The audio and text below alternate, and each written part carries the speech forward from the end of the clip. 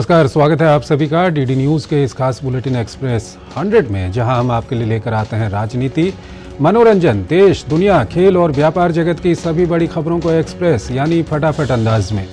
मैं हूं चंद्रशेखर जोशी। तो आइए शुरू करते हैं तेज खबरों का सिलसिला। दिल्ली शराब नीति मामले में दिल्ली के मुख्यमंत्री अरविंद केजरीवाल को राहत नहीं मिली है। दिल्ली की राउज एवेन्यू कोर्ट ने केजरीवाल को 15 अप्रैल तक के लिए न्यायिक हिरासत में भेज दिया है। मुख्यमंत्री अरविंद केजरीवाल को ईडी ने 21 मार्च को गिरफ्तार किया था और 28 मार्च तक उन्हें पहली बार ईडी की हिरासत में भेजा गया था। बाद में केंद्रीय एजेंसी ने फिर से हिरासत मांगी तो कोर्ट ने 1 अप्रैल तक उनकी ईडी हिरासत बढ़ा दी थी। दिल्ली सीएम अरविंद केजरीवाल को न्यायिक हिरासत में भेजे जाने पर बीजेपी ने इसे सत्य की जीत बताया है। बीजेपी प्रदेश अध्यक्ष वीरेंद्र सचदेवा ने कहा कि ये साफ हो गया है कि दिल्ली की जनता लूटने और युवाओं को गुमराह करने का काम किया गया है। भाजपा प्रवक्ता शहजाद पूनावाला ने अरविंद केजरीवाल को घेरते हुए कहा कि कभी इसी रामलीला मैदान से भ्रष्टाचारियों के इस्तीफा मांगने वाले केजरीवाल खुद भ्रष्टाचार में संलिप्त पाए गए हैं। जिन नेताओं को कभी केजरीवाल भ्रष्टाचारी बताते थे, आज उन्हीं लोगों के साथ वो सत्ता के लिए गठबंधन में है। भाजपा के राष्ट्रीय प्रवक्ता सुधांशु त्रिवेदी ने अरविंद केजरीवाल पर निशाना साधते हुए कहा कि भ्रष्टाचार के पुराने आरोपी केजरीवाल के बचाव में सामने आ रहे हैं और सारे भ्रष्टाचारी मिलकर एक दूसरे के सपोर्ट में रैली कर रहे हैं। भाजपा नेता शाजिया इल्मी ने भी अरविंद केजरीवाल पर जमकर निशाना साधा और कहा कि एक समय था जब अरविंद केजरीवाल सभी चोरों के खिलाफ लड़ते थे, लेकिन अफसोस है कि अब सारे चोर और भ्रष्टाचारी उनको बचाने में लगे हैं। दिल्ली के मुख्यमंत्री अरविंद केजरीवाल और आपके राष्ट्रीय संयोजक को 15 अप्रैल तक न्यायिक हिरासत में भेजे जाने पर उनकी पत्नी सुनीता केजरीवाल ने कहा कि भाजपा का एक ही मकसद है, चुनाव के दौरान अरविंद केजरीवाल को जेल में रखना है। दिल्ली के मुख्यमंत्री अरविंद केजरीवाल को 15 अप्रैल तक न्यायिक हिरासत में भेजे जाने पर भाजपा नेता बांसुरी स्वराज ने कहा, ईडी के सारे तथ्य देखने के बाद और दलीलें सुनने के बाद कोर्ट ने बेल खारिज कर दी। मुख्यमंत्री अरविंद केजरीवाल को 15 अप्रैल तक न्यायिक हिरासत में भेजे जाने पर आप नेता प्रियंका कक्कड़ ने कहा, भाजपा पीएमएलए कानून और अपनी एजेंसियों का दुरुपयोग कर रही है। अरविंद केजरीवाल को अब तिहाड़ जेल में रखा गया है, जिसके मद्देनजर तिहाड़ जेल की सुरक्षा व्यवस्था चाक चौबंद कर दी गई है। तिहाड़ जेल और उसके आसपास काफी संख्या में सुरक्षा बलों को तैनात किया गया है। कच्चा तीयू मुद्दे पर विदेश मंत्री डॉक्टर एस जयशंकर ने प्रेस वार्ता कर कांग्रेस पर निशाना साधा। उन्होंने कहा कि कच्चा तीयू पर 1974 और 1976 में 2 समझौते हुए। उन्होंने कहा कि आज आम जनता को ये जानने का अधिकार है कि ये कैसे हुआ। डॉक्टर जयशंकर ने कहा कि पंडित नेहरू से लेकर इंदिरा गांधी ने कच्चा तीयू को महत्व नहीं दिया। उस समय कांग्रेस और केंद्र सरकार चाहती थी कि जितनी जल्दी हो सके इससे छुटकारा मिल जाए। डॉक्टर जयशंकर ने कहा कि बीते 20 सालों में श्रीलंका ने 6184 भारतीय मछुआरों को हिरासत में लिया है और 1175 भारतीय मछुआरों की नौकाओं को जब्त किया है। इसके लिए हमें श्रीलंका सरकार के साथ मिलकर काम करना होगा। कच्चा तीयू मुद्दे पर केंद्र सरकार पर निशाना साधते हुए सीपीआईएम महासचिव सीताराम येचुरी ने कहा कि मोदी सरकार के नेतृत्व में भारत का पड़ोसी देशों के साथ संबंध खराब हुए हैं। उन्होंने कहा, चुनाव को देखते हुए सरकार इस मुद्दे को उछाल रही है। कांग्रेस नेता मणिकम टैगोर ने कच्चा तीयू मुद्दे पर कहा कि तमिलनाडु की जनता ने भाजपा को नकार दिया है। इससे लोगों का ध्यान भटकाने के लिए भाजपा ये नीति अपना रही है। कच्चा तीयू मुद्दे पर एआईएडीएमके उम्मीदवार जे जयवर्धन ने कहा कि डीएमके ने हमेशा तमिलनाडु के लोगों के अधिकारों को छीना है। उन्होंने कहा, डीएमके ने कांग्रेस के साथ मिलकर हमेशा ये सुनिश्चित किया कि जो हिस्सा भारत का है वो श्रीलंका को दे दिया जाए। कच्चा तीयू मुद्दे पर पीएम मोदी के ट्वीट और विदेश मंत्री एस जयशंकर की प्रेस कॉन्फ्रेंस पर कांग्रेस नेता और राज्यसभा सांसद पी चिदम्बरम ने कहा, ये बेतुका आरोप है। ये समझौता 1974 और 1976 में हुआ था। कच्चा तीयू मुद्दे पर प्रधानमंत्री नरेंद्र मोदी के ट्वीट और विदेश मंत्री एस जयशंकर की प्रेस कॉन्फ्रेंस पर कांग्रेस महासचिव केसी वेणुगोपाल ने कहा, यह ध्यान भटकाने वाली रणनीति है। केंद्र सरकार ने सुप्रीम कोर्ट में कहा है कि आगामी लोकसभा चुनावों के कारण जुलाई 2024 तक लगभग 3,500 करोड़ रुपए की आयकर मांग के संबंध में कांग्रेस के खिलाफ फिलहाल कोई दंडात्मक कार्रवाई नहीं की जाएगी। सुप्रीम कोर्ट में सुनवाई के दौरान इनकम टैक्स डिपार्टमेंट ने भरोसा दिया कि अभी लोकसभा चुनाव का समय चल रहा है, लिहाजा इन पैसों की रिकवरी को लेकर कोई कार्रवाई नहीं की जाएगी। कोर्ट में अब इस मामले की सुनवाई 24 जुलाई को होगी। कांग्रेस को मिले इनकम टैक्स नोटिस पर बीजेपी ने कहा कि कांग्रेस जनता को बताए कि उसने टैक्स की चोरी की है या नहीं। केंद्रीय गृह मंत्री अमित शाह ने राजस्थान के जोधपुर में एक रैली को संबोधित किया। सभा को संबोधित करते हुए अमित शाह ने कहा कि प्रधानमंत्री मोदी के नेतृत्व में भारत ने पिछले 10 सालों में तरक्की का नया कीर्तिमान स्थापित किया है। भारत के आर्थिक तंत्र पर बात करते हुए उन्होंने कहा कि पूर्व प्रधानमंत्री मनमोहन सिंह के कार्यकाल में भारत 11वीं नंबर की अर्थव्यवस्था के रूप में सीमित रहा। प्रधानमंत्री मोदी के कुशल नेतृत्व में आज भारत दुनिया की 5वीं सबसे बड़ी अर्थव्यवस्था बन गया है। केंद्रीय मंत्री हरदीप सिंह पुरी के नेतृत्व में भाजपा प्रतिनिधिमंडल ने चुनाव आयोग से मुलाकात कर राहुल गांधी के बयानों की शिकायत की और सख्त कार्रवाई की मांग की। केंद्रीय मंत्री हरदीप सिंह पुरी ने कहा कि हमने चुनाव आयोग के सामने कई मुद्दे रखे हैं। रामलीला मैदान इंडी गठबंधन की मीटिंग हुई, वहां पर उसके दौरान राहुल गांधी ने कई ऐसी बातें की जो आपत्तिजनक हैं। उन्होंने कहा कि ये फिक्स्ड मैच है। भाजपा प्रतिनिधिमंडल ने राहुल गांधी द्वारा लगातार और बार बार इस तरह के बयान देने का हवाला देते हुए चुनाव आयोग से नोटिस देने के बजाय कठोर कार्रवाई करने की मांग की है। साथ ही आयोग से राहुल गांधी के भाषण पर रोक लगाने की भी मांग की। चुनाव आयोग ने महिलाओं के खिलाफ अपमानजनक टिप्पणी के लिए भाजपा सांसद दिलीप घोष और कांग्रेस प्रवक्ता सुप्रिया श्रीनेत की निंदा की है और चेतावनी भी दी है कि आगे से वो सतर्क रहें। सुप्रीम कोर्ट ने चुनावों में वीवीपैट पर्चियों की पूरी गिनती की मांग वाली याचिका पर चुनाव आयोग को नोटिस जारी किया है। वर्तमान में वीवीपैट पेपर पर्चियों के जरिए केवल 5 रैंडम रूप से चुनी ईवीएम के वीवीपैट पर्चियों को गिना जाता है। लोकसभा चुनाव से पहले राजनीतिक पार्टियों के नेताओं के दल बदलने का सिलसिला तेज हो गया है। इसी कड़ी में पंजाब के पटियाला से पूर्व सांसद धर्मवीर गांधी कांग्रेस में शामिल हो गए। कांग्रेस में शामिल होने के बाद धर्मवीर गांधी ने कहा कि वो राहुल गांधी के विचारों से प्रभावित हुए हैं। उन्होंने कहा कि आप पार्टी से उनका मोह भंग हो गया था और उन्होंने पार्टी से दूरी बना ली थी। छिंदवाड़ा के मेयर विक्रम आहा के समेत कई नेता भारतीय जनता पार्टी में शामिल हो गए। मुख्यमंत्री डॉक्टर मोहन यादव व प्रदेश अध्यक्ष विष्णुदत्त शर्मा ने सभी को पार्टी का अंगवस्त्र पहनाकर उनका स्वागत किया। भाजपा में शामिल होने के बाद विक्रम आहाके ने कहा कि वो प्रधानमंत्री नरेंद्र मोदी और मुख्यमंत्री मोहन यादव के कार्यों से प्रभावित होकर भाजपा में शामिल हुए हैं।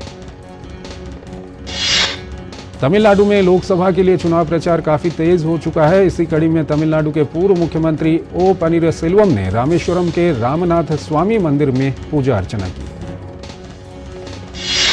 झारखंड में भारतीय कम्युनिस्ट पार्टी ने इंडिया गठबंधन से बगावती तेवर की शुरुआत कर दी है। पार्टी ने झारखंड के 4 लोकसभा सीटों से अपने प्रत्याशियों की घोषणा कर दी है।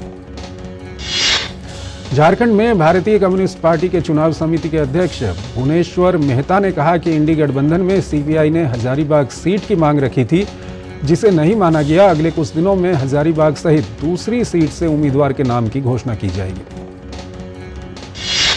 पूर्णिया लोकसभा क्षेत्र से पूर्व सांसद पप्पू यादव ने चुनावी मैदान में खड़े रहकर कांग्रेस की मुश्किलें बढ़ा दी हैं। पप्पू यादव ने घोषणा की है कि वो 4 अप्रैल को पूर्णिया से नामांकन दाखिल करेंगे। बीजू जनता दल के उड़ीसा के केंद्रपाड़ा से सांसद अनुभव मोहंती भाजपा में शामिल हुए। भाजपा में शामिल होने के बाद अनुभव मोहंती ने कहा कि बीजेडी में उनका दम घुट रहा था, इसलिए उन्होंने बीजेडी से इस्तीफा दे दिया। प्रधानमंत्री नरेंद्र मोदी मुंबई में भारतीय रिजर्व बैंक के स्थापना के 90वें वर्ष में प्रवेश करने के अवसर पर आयोजित समारोह में शामिल हुए। प्रधानमंत्री ने अपने संबोधन में नीति, निर्णय और नतीजे के समन्वय पर जोर दिया। पीएम मोदी ने इस मौके पर एक स्मारक सिक्का भी जारी किया। प्रधानमंत्री नरेंद्र मोदी ने देश में पर्यटन के क्षेत्र में बढ़ते अवसर का उल्लेख किया। उन्होंने आरबीआई से इस क्षेत्र को बढ़ावा देने के लिए विशेषज्ञता बनाने की अपील की। पीएम मोदी ने बैंकिंग क्षेत्र में बदलाव के लिए सभी से विचार करने की अपील की। उन्होंने आरबीआई को विकसित भारत के सपने को पूरा करने में एक उपयुक्त संस्था बताया। उत्तर प्रदेश के मुख्यमंत्री योगी आदित्यनाथ ने हाथरस में एक सार्वजनिक बैठक को संबोधित करते हुए कहा कि मोदी जी की गारंटी सर्वांगीण विकास और विकसित भारत की गारंटी है। अयोध्या में राम मंदिर की प्राण प्रतिष्ठा के बाद की पहली रामनवमी पर विशेष आयोजन होने जा रहा है। रामनवमी के मौके पर श्रद्धालुओं की भारी भीड़ आने की संभावना देखते हुए पुख्ता इंतजाम किए जा रहे हैं। तेलंगाना के रंगारेड्डी जिले के अट्टापुर इलाके में एक रुई गोदाम में आग लग गई। करीब 4 घंटे की कड़ी मशक्कत के बाद आग पर काबू पाया गया। इस हादसे में किसी के हताहत होने की खबर नहीं है। दिल्ली में वजीराबाद के जगतपुर गांव में तेंदुए के हमले में 3 लोग घायल हो गए। घायलों को इलाज के लिए अस्पताल में भर्ती करवाया गया है। अचानक तेंदुए के दिखने से और उसके हमले से पूरे गांव में दहशत का माहौल है। केंद्रीय जांच ब्यूरो की स्थापना दिवस पर आयोजित एक कार्यक्रम में भारत के मुख्य न्यायाधीश DY चंद्रचूड़ ने कहा कि संसद में पारित नए अपराध कानून काफी महत्वपूर्ण हैं। तीनों कानून आधुनिक भारतीय न्याय व्यवस्था के लिए महत्वपूर्ण कदम हैं। पश्चिम बंगाल के राज्यपाल CB आनंद बोस ने जलपाईगुड़ी में तूफान प्रभावित इलाके का दौरा किया। राज्यपाल ने तूफान से हुई क्षति का भी जायजा लिया।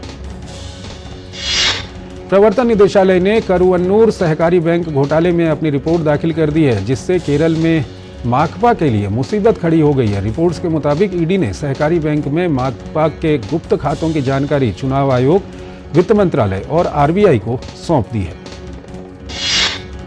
करुवन्नूर सहकारी बैंक घोटाले की रिपोर्ट पर केंद्रीय विदेश राज्य मंत्री V मुरलीधरन ने कहा कि ये माकपा के लिए एक गंभीर झटका है। उन्होंने आरोप लगाया कि माकपा जो चुनावी बॉन्ड के खिलाफ थी, वो खुद गुप्त खातों के माध्यम से अवैध वित्तीय लेन देन में पकड़ी गई है।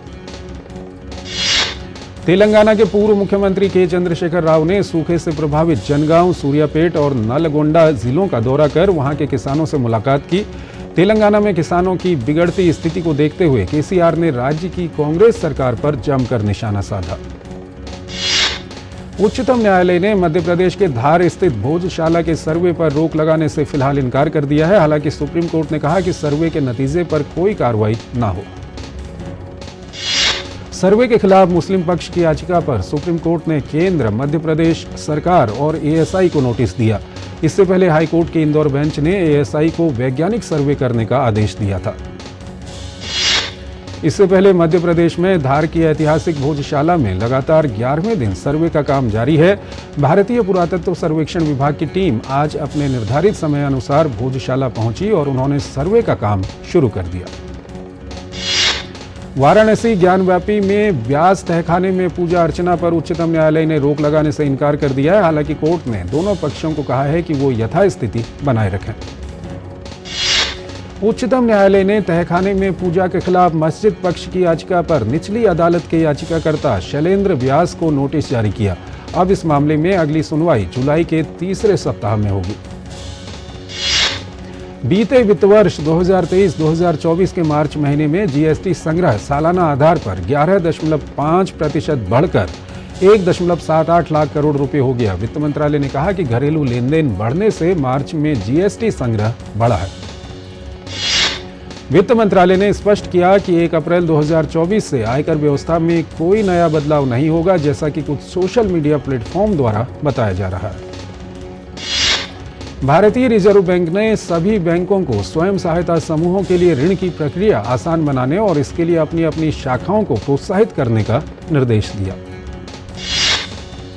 इलेक्ट्रॉनिक्स और IT राज्य मंत्री राजीव चंद्रशेखर ने कहा कि 2021 में PLI योजना को मंजूरी मिलने के बाद से एप्पल ने 1.5 लाख से अधिक लोगों को सीधे रोजगार दिया है, जिससे ये देश का सबसे बड़ा ब्लू कॉलर जॉब क्रिएटर बन गया है। देश का कोयला एवं लिग्नाइट उत्पादन वित्त वर्ष 2023-2024 में पहली बार 1 अरब टन के आंकड़े को पार कर गया है, जो इसके 1 साल पहले 93.7 करोड़ टन था। केंद्रीय कोयला एवं खान मंत्री प्रहलाद जोशी ने आधिकारिक आंकड़े जारी किए। सार्वजनिक क्षेत्र की कोल इंडिया का कोयला उत्पादन वित्त वर्ष 2023-24 में 10% बढ़कर 77.36 करोड़ टन रहा। नए वित्त वर्ष के पहले दिन की कारोबारी शुरुआत मजबूत रही और BSE सेंसेक्स 363 अंक की तेजी के साथ 74,000 अंक पर बंद हुआ। वहीं निफ्टी भी 135 अंक चढ़कर 22,462 अंक पर पहुंच गया। देश में सोने की कीमत शुरुआती कारोबार में 69,487 रुपये प्रति 10 ग्राम के रिकॉर्ड स्तर पर पहुंच गई। भारतीय राष्ट्रीय राजमार्ग प्राधिकरण का एक वाहन एक फास्टैग मानदंड आज से लागू हो गया है। इसका उद्देश्य कई वाहनों के लिए एक फास्टैग के इस्तेमाल या एक वाहन से कई फास्टैग संबद्ध करने को हतोत्साहित करना है। बिजली कंपनी एनटीपीसी ने 2023-2024 में 3,924 मेगावाट उत्पादन क्षमता जोड़ी। इसके साथ कंपनी की कुल स्थापित क्षमता लगभग 76,000 मेगावाट हो गई है। Adani ports and special economic zone limited ने 24% की वृद्धि के साथ वित्तीय वर्ष 2024 में रिकॉर्ड 420 MMT माल का प्रबंधन किया। कंपनी ने इस बात की जानकारी दी। भारत में इलेक्ट्रिक मोबिलिटी को बढ़ावा देने के लिए 500 करोड़ रुपए की नई योजना इलेक्ट्रिक मोबिलिटी प्रमोशन स्कीम आज से लागू हो गई है और जुलाई के अंत तक जारी रहेगी। इसका उद्देश्य भारत में इलेक्ट्रिक वाहनों को अपनाने में तेजी लाना है। विमानन सुरक्षा निगरानी संस्था BCAS ने नए दिशा निर्देश जारी किए हैं, जिनमें विमान में सवार होने के बाद उड़ान की रवानगी में लंबा विलंब होने पर यात्रियों को हवाई अड्डे के प्रस्थान द्वार के जरिए बाहर निकलने की अनुमति दी गई है। मारुति सुजुकी इंडिया की कुल बिक्री इस साल मार्च में 10% बढ़कर 1,87,000 इकाई के करीब हो गई। देश के रक्षा क्षेत्रों के निर्यात में लगातार बढ़ोतरी दर्ज की जा रही है। वित्त वर्ष 2023-24 में रक्षा निर्यात रिकॉर्ड 21,083 करोड़ रुपए तक पहुंच गया है, जो पिछले वित्त वर्ष की तुलना में 32.5% अधिक है। मध्य गाजा पट्टी में अल-अक्सा अस्पताल के अंदर इजरायली बमबारी में कम से कम 4 फलस्तीनी मारे गए और 17 घायल हो गए। गाजा पट्टी पर चल रहे इजरायली हमलों में मरने वालों की संख्या बढ़कर 32,000 से ज्यादा हो गई है। ये जानकारी गाजा के स्वास्थ्य मंत्रालय ने दी। यमन के दक्षिणी प्रांत अबियान में अल-कायदा आतंकवादियों के हमले में सरकार समर्थक सेना के 4 सैनिक मारे गए और 3 घायल हो गए। फलस्तीनी राष्ट्रपति महमूद अब्बास ने नई फलस्तीनी सरकार के शपथ ग्रहण समारोह की अध्यक्षता की। नवनियुक्त फलस्तीनी प्रधानमंत्री मोहम्मद मुस्तफा के नेतृत्व में नई फलस्तीनी सरकार ने शपथ ली। पाकिस्तान के पूर्व प्रधानमंत्री इमरान खान और उनकी पत्नी को बड़ी राहत देते हुए इस्लामाबाद उच्च न्यायालय ने तोशाखाना मामले में उनकी 14 साल की सजा निलंबित कर दी है। मिस्र की राजधानी काहिरा में गाजा में युद्ध विराम के सिलसिले में इजराइल और हमास के बीच वार्ता हो रही है। हांगकांग विशेष प्रशासनिक क्षेत्र की सरकार की वेबसाइट ने एक बयान जारी किया, जिसमें अमेरिकी हांगकांग नीति अधिनियम रिपोर्ट और अमेरिकी विदेश मंत्री द्वारा दिए गए संबंधित बयानों की कड़ी निंदा और विरोध किया गया। नई दिल्ली में आयोजित हुई 56वीं राष्ट्रीय खो खो चैंपियनशिप का खिताब महाराष्ट्र की टीम ने किया अपने नाम। महिला और पुरुष दोनों वर्गों में जीता खिताब। श्रीलंका और बांग्लादेश के बीच खेले जा रहे दूसरे टेस्ट मुकाबले के तीसरे दिन का खेल खत्म होने पर श्रीलंका ने दूसरी पारी में बनाए 6 विकेट पर 102 रन। बांग्लादेश की पहली पारी 178 रन पर सिमटी। यानिक सिनर ने ग्रिगोर दिमित्रोव को हराकर मायामी ओपन का पुरुष एकल खिताब जीत लिया। यह पहला मौका है जब सिनर ने मायामी ओपन जीता है। इंग्लिश प्रीमियर लीग में रविवार को आर्सेनल और मैन सिटी के बीच खेला गया मैच गोल रहित ड्रॉ रहा। इस ड्रॉ के बाद आर्सेनल की टीम दूसरे स्थान पर है, वहीं मौजूदा चैंपियन सिटी तीसरे स्थान पर है। लिवरपूल की टीम ने प्रीमियर लीग में सप्ताह के अंत में शीर्ष पर रहते हुए अपना अंत किया। लिवरपूल ने ब्राइटन को 2-1 से मात दी। लिवरपूल के मैनेजर यर्गन क्लॉप ने ब्राइटन के खिलाफ मैच के बाद उनके मैनेजर रॉबर्टो को गले लगाया। क्लॉप ने उनकी प्रशंसा करते हुए कहा कि वो शानदार काम कर रहे हैं। रियल मैड्रिड ने चैंपियंस लीग में मैन सिटी से भिड़ने से पहले जीत दर्ज करने में कामयाबी पाई। रियल मैड्रिड ने ला लीगा में एथलेटिक बिलबाओ को शिकस्त दी। 10 खिलाड़ियों के साथ खेल रही पेरिस सेंट जर्मेन ने मार्से को 2-0 से हराने में कामयाबी पाई। इस जीत के साथ ही PSG ने फ्रेंच लीग में शीर्ष पर 12 अंक की बढ़त बना ली है। सऊदी प्रो लीग में अल हिलाल क्लब का जलवा कायम। दर्ज की लगातार 30वीं जीत। अल शबाब को 4-3 से हराया। सेल्टिक की टीम स्कॉटिश प्रीमियरशिप में फिर से शीर्ष पर आ गई है। सेल्टिक ने लिविंगस्टन को शिकस्त दी। FA वुमेन्स लीग कप के फाइनल मुकाबले में आर्सेनल ने चेल्सी को 1-0 से हराया। आर्सेनल ने खिताब को रखा बरकरार। न्यूकासल के कप्तान जमाल लासल्स 6 से 9 महीने तक मैदान से दूर रहेंगे। जमाल को शनिवार को वेस्ट हैम के खिलाफ मैच में चोट लग गई थी और स्कैन में पता चला है कि उनके घुटने की सर्जरी करनी होगी। आर्सेनल की मिडफील्डर फ्रीदा मानम की हालत अब स्थिर है। फ्रीदा चेल्सी के खिलाफ खेले गए वुमेन्स लीग कप फाइनल के दौरान बेहोश हो गई थी। जर्मनी के गोल्फर स्टीफन जेगर ने ह्यूस्टन ओपन के रूप में अपना पहला पीजीए टूर खिताब जीता। स्टीफन ने अपने 135वें प्रयास में पीजीए टूर खिताब जीतने में कामयाबी पाई।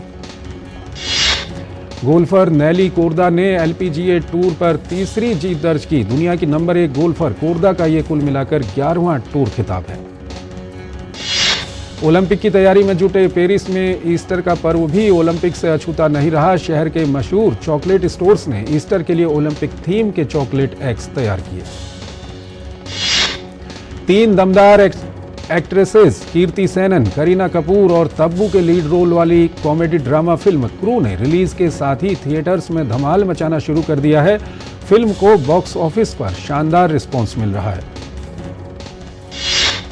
अक्षय कुमार इन दिनों अपकमिंग फिल्म बड़े मियां छोटे मियां को लेकर सुर्खियों में बने हुए हैं। उनकी ये फिल्म 10 अप्रैल को रिलीज होने जा रही है। फिल्म में अक्षय और टाइगर के साथ सोनाक्षी सिन्हा, अलाया एफ, मानुषी छिल्लर अहम किरदार निभाती नजर आएंगी।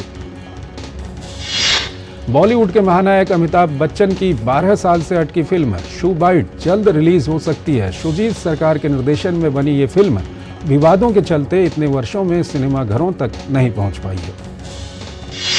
बॉलीवुड अभिनेता अजय देवगन ने अपनी आने वाली फिल्म मैदान से नया वीडियो सोशल मीडिया पर शेयर किया है। तुषार ने अपनी नई फिल्म डंक की घोषणा की है। ये फिल्म इसलिए खास है क्योंकि इसमें तुषार पहली बार वकील की भूमिका में नजर आएंगे। पंजाबी एक्टर गिप्पी ग्रेवाल ने घोषणा की कि अरदास की तीसरी फ्रेंचाइजी, जिसका नाम अरदास सरबत दे भले दी है, इस साल 13 सितंबर को सिनेमाघरों में रिलीज होगी। एक्टर अनुपम खेर 22 साल बाद अपनी आने वाली फिल्म तन्वी द ग्रेट के जरिए फिल्मों के निर्देशन में वापसी कर रहे हैं। उन्होंने शूटिंग शुरू करने से पहले सेट से एक झलक साझा की है। एक्ट्रेस और फिटनेस फ्रीक शिल्पा शेट्टी ने अपने फैब कोर वर्कआउट की एक झलक शेयर की।